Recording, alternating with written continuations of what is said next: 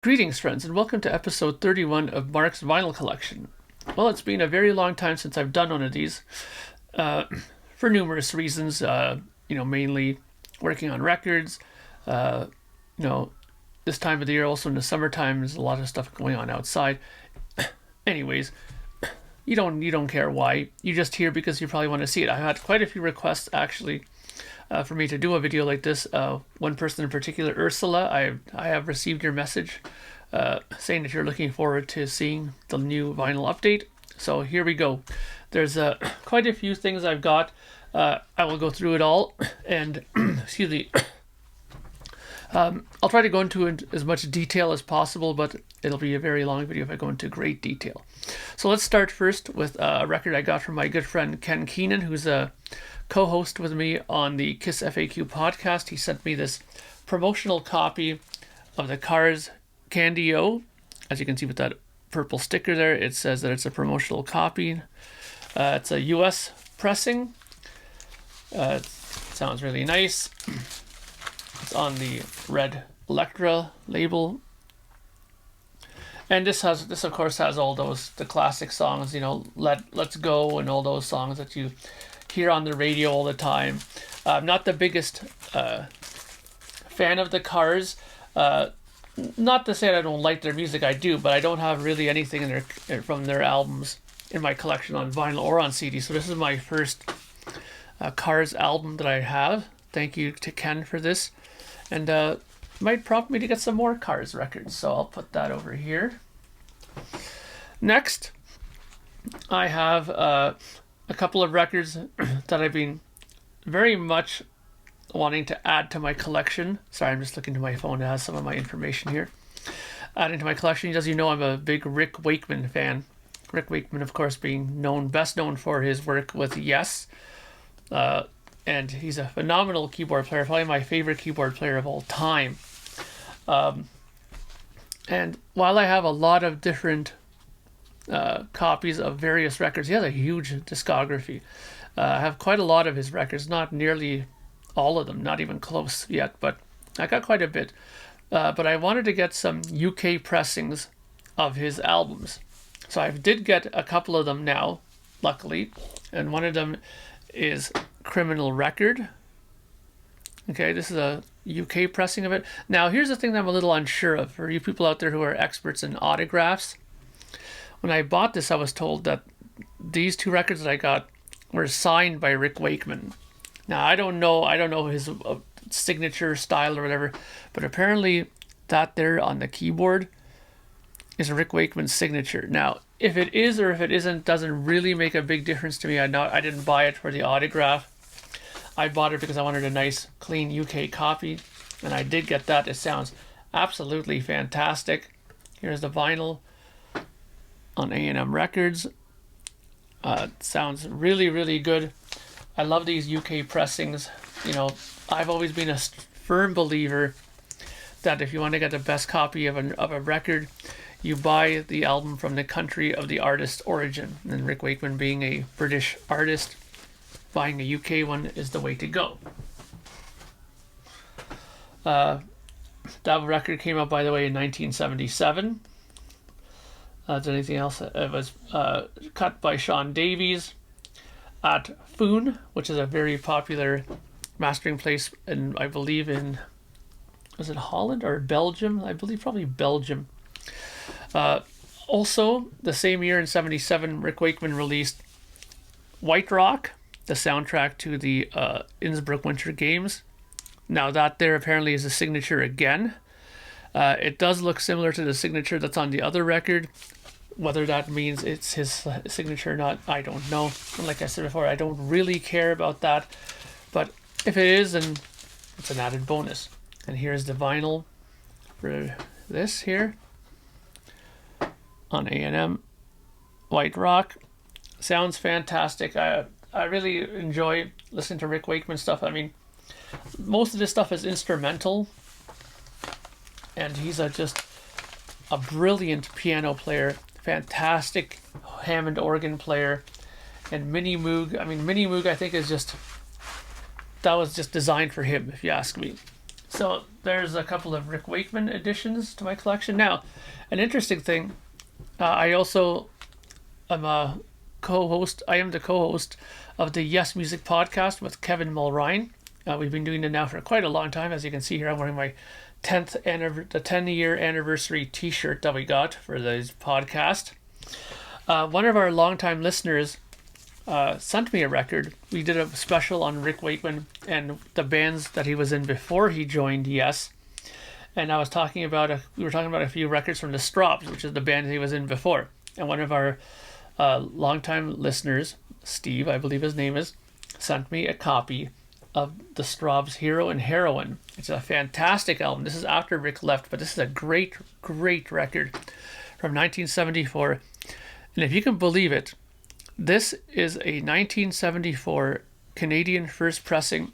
It looks like it just came from the record store yesterday. This gentleman obviously knows how to take care of records and keep them in first class condition. I mean, even like the insert, it's absolutely perfect. I mean, my hat's off to him. This is 74, okay, 1974. That means that this is like 48 years old. You know, unbelievable that it's in this great a condition after all those years. And here's the record as well. Let's get that out of the sleeve here.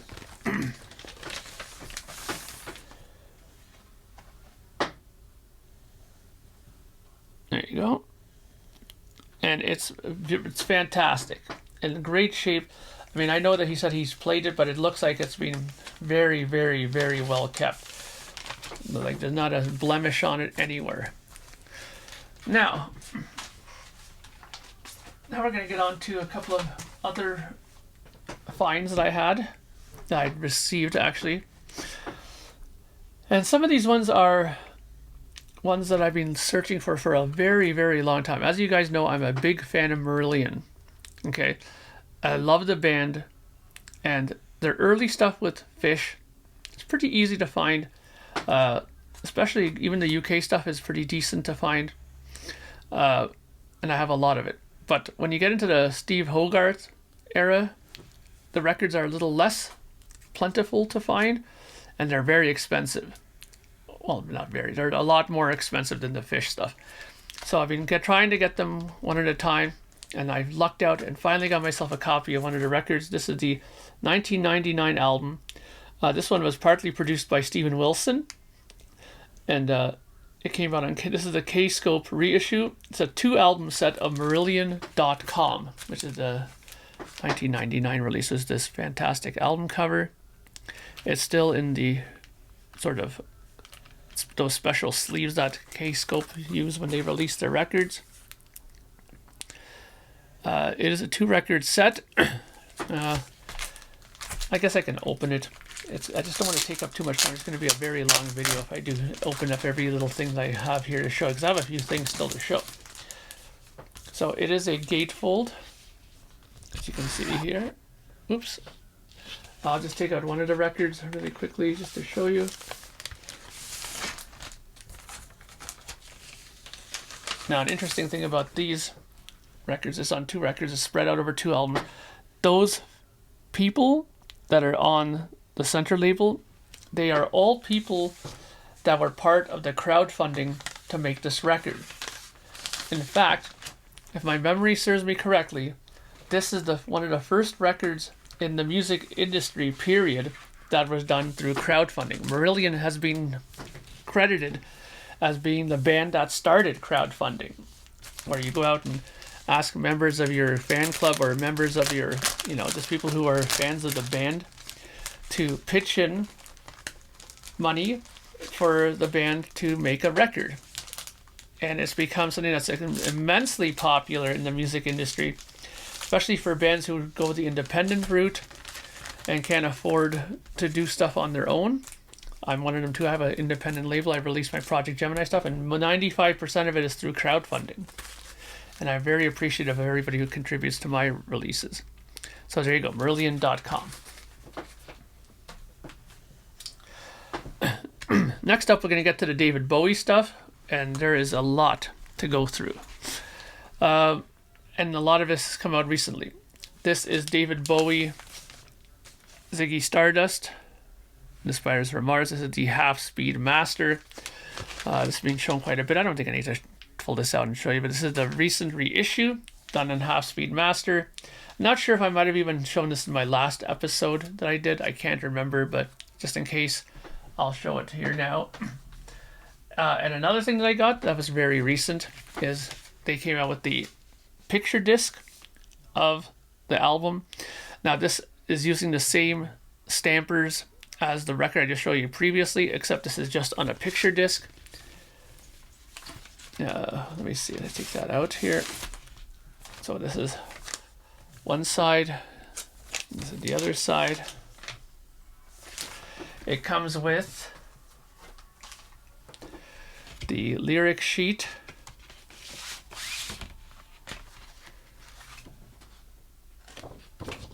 and the reason why I love collecting these, and I have almost all of them now, is it also comes with these original posters that came with the albums back in the day. That's the bottom half, there's the top half of it.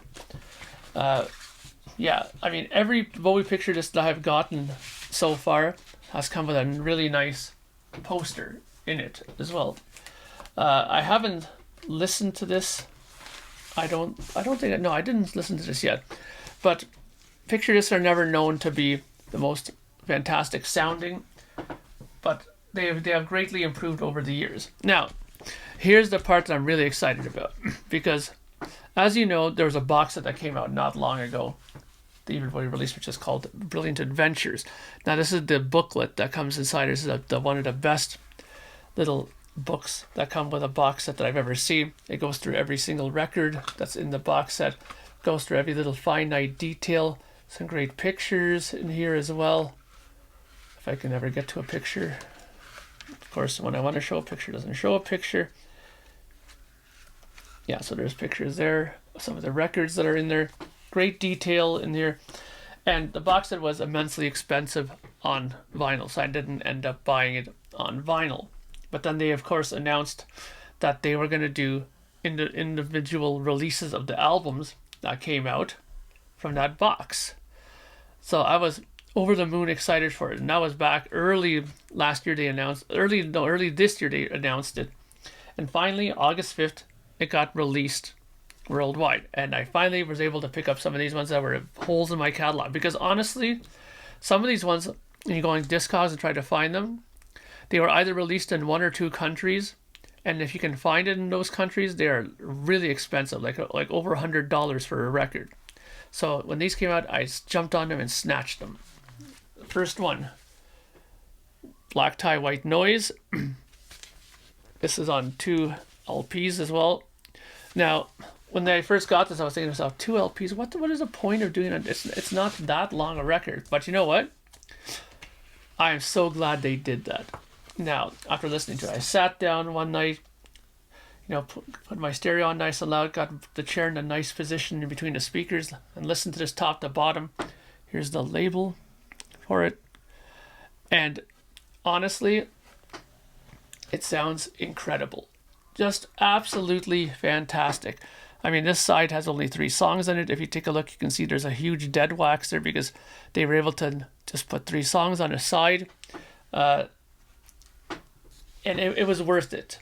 It sounds really good. This album was produced by Niles Rodgers, the same guy who did Let's Dance for David Bowie.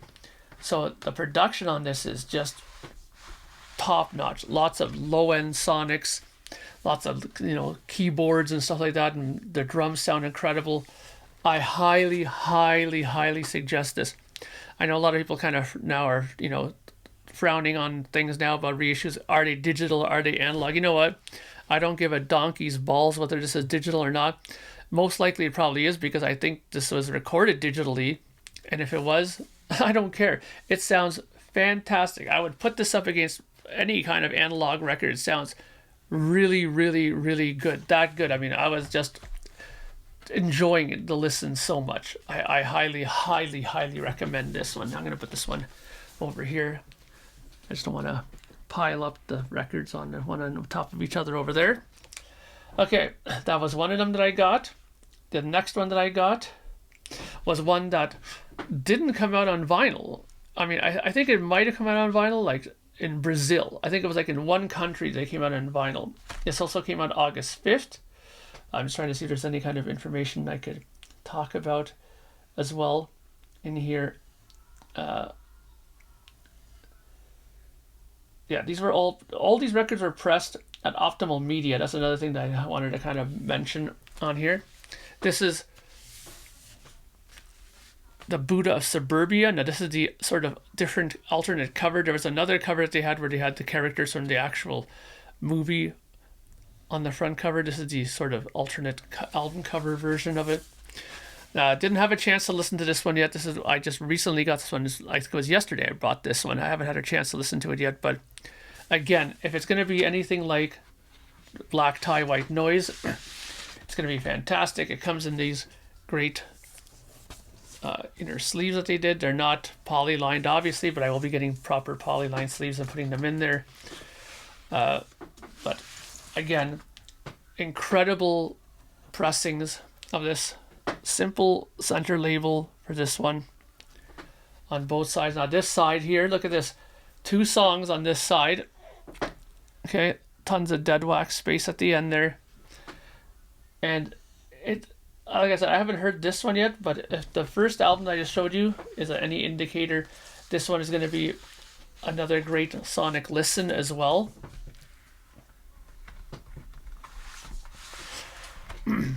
That's the Buddha of Suburbia.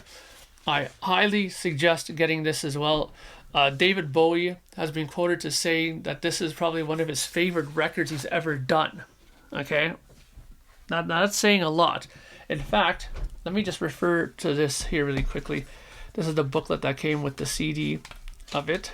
And I think he might have even referred something like that, about saying something like that about the record itself. Or I think it might have been actually the actual booklet. Yeah, there we go. Here's a little quote here. In many respects, this is David Bowie's most important album of the 90s. And he also said that in another book that I have there. So David Bowie was very optimistic about this record release. Now, the other one that I got from this collection that has just come out now is a record that I was initially, when it came out, I wasn't too hip on it, but now I've grown to really, really enjoy it now. Is Earthling. This is the only one of the set that's in the gatefold sleeve. Okay. Now, of course, what I don't understand is they only put an opening on one side. The other side they left sealed, which doesn't make any sense because they have 2 records. Why did you do that? I don't understand that. But in any case, this I did listen to. Perfect. Sounds fantastic. And this is like his drum and bass record. So there's a lot of low end, a lot of sampled drums, a lot of some loops and stuff like that. There's the center label. This is record 2. Okay. 3 songs on there. I'm Afraid of Americans, some other songs. And the other side is just a etching. So you can kind of see there. So this is a 3-sided album. But again, I listened to it actually last night, top to bottom. Fantastic. Sounds really, really, really good. I really can't stress enough to buy these recent David Bowie 75, I think it's right under my finger there, yes, the 75 line of releases. It sounds incredible. They did a great job. These are all done at Air Studios. Okay, reissued Air Studios. I believe it's John Webster might have done it. I can't remember if it was him, but I know it's at Air Studios and they are pressed at Optimal. They sound incredible. Absolutely incredible. Now, just to kind of show you what I was talking about earlier as far as David Bowie's collection is concerned. Sorry, just give me 1 second here. What is this one again? Sorry. Yeah, sorry about that. I wanted to just show you one of the other records that were released from this time period, and show you the difference in the pricing. These records came out today, or the last couple of days, and they were about $40 it came to for these ones, Canadian. Now, some of the other records that I got from this collection is Hours. Okay, this is the one I got back, the reissue back, and this was released in, let me see, I have it here, 2015, June 15, 2015. This is a music on vinyl, excuse me, music on vinyl release of Hours. Okay, black vinyl. It has a nice little jacket inside. I'm not going to open all this stuff because these are getting very flimsy, these jackets. But this is another really great record. I really love this record. A lot of people consider this his dad rock record, which I think is complete crap. It's not dad rock. It's very good. Reeves, what's his name again? Jesus, I feel like an idiot. I don't remember half these people's names. Reeves Gabrel. Jeez. Reeves Gabrel's playing guitar on this, along with the usual cast of people. Sterling Campbell on drums, and I believe you also have Mark Platty on here as well. Yeah, just the usual people that are on the David Bowie stuff around this time. I think Gail and Dorsey might have even been on this, but this pressing here, the one that just came out now for the Bowie 75 one, is the same price. They're all like $42. Okay, even the gatefold one is $42. I don't know how they're pricing this, but they're all the same, $42. Now, if you want to get this pressing of it, the starting cost for even like a sort of halfway decent one here on Discogs, I'll just show you. Well, I'm not going to show you, but I'll just read it off. The cheapest one here, which is in very good condition, VG Plus, after shipping comes to $113. So these records are over $100 now if you want these versions of it. So you're better off getting, the new versions of these records. I mean, not to say that the music on vinyl one doesn't sound good, but I'm willing to bet that this one's going to sound as good, if not better. Okay, that's my bet on that, because these sound really good. Of the two that I've listened to, they sound fantastic, Now, there's one more record here I want to show you from this collection that I have, and that is David Bowie Outside. Okay, now this is the 2015 Friday Music release. I think it's around there somewhere. Friday Music release of this record. Yeah. I will take this one out since we have a little bit of time here and show you something here. It's a triple gatefold.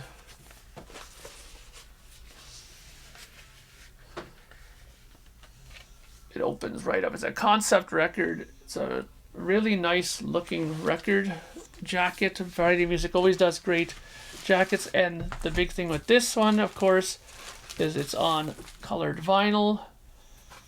It's on white vinyl. Okay. I don't believe there's anything. Oh yeah, and it's mastered by Ron McMaster. And I know people kind of frown on his work. I mean, I don't really frown on it. He's done some really excellent stuff, but he's also done some shaky mastering, in my opinion. This record actually sounds pretty good. I'm not surprised that it sounds good because I'm pretty sure David Bowie and the people that work for the David Bowie camp are pretty anal about these sorts of releases to make sure that they're in great condition. I'm just going to put that down. But my point for this is that right now, if you want to get this, you can buy this new. It's part of the series I just showed you for $42. And right now, the cheapest one that's on Discogs here, I don't know if you'll be able to see that or not. You can't see that, can you? No. Anyways, the cheapest one available is $165. Okay. Now, I don't even think that's what this, including the shipping. Yeah, so it's not. If you were to buy that one I just talked about, it says it's a factory sealed one. Not sure of the color. $186 with shipping to get this record, and that's the cheapest one. I mean, they're selling here for $270, $300, $311. There's a sealed one from Germany, new sealed perfect copy for $500. So it's a no-brainer to me. If you want to get these fantastic albums from this time period, okay, and this is a time period where he was very much experimenting, working with Trent Reznor on this record and Brian Eno. He actually toured with Nine Inch Nails on this for this album. It was an interesting tour to say the least.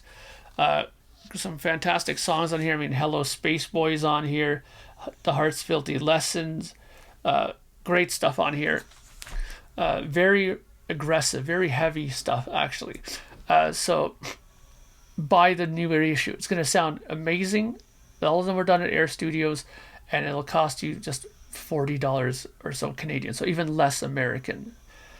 Okay, so there you go. That's my latest acquisitions for the last couple of months. I'm hoping to grab a couple of other things. I might grab Toy on vinyl as well. We'll see. That's another one of the records that came out from the time period. I'm not too big on Toy, but you never know. I might grab it. But in any case, that's it for now. This is almost 30 minutes long, so I better cut it off here. I will be coming back soon with a Project Gemini update video and another couple of different videos for you guys to check out.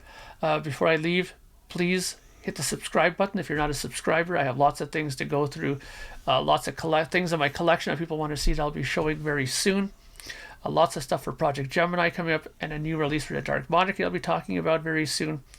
So please hit the subscribe button and give the video a like, and I'll talk to you guys all very soon. I hope you have a great day.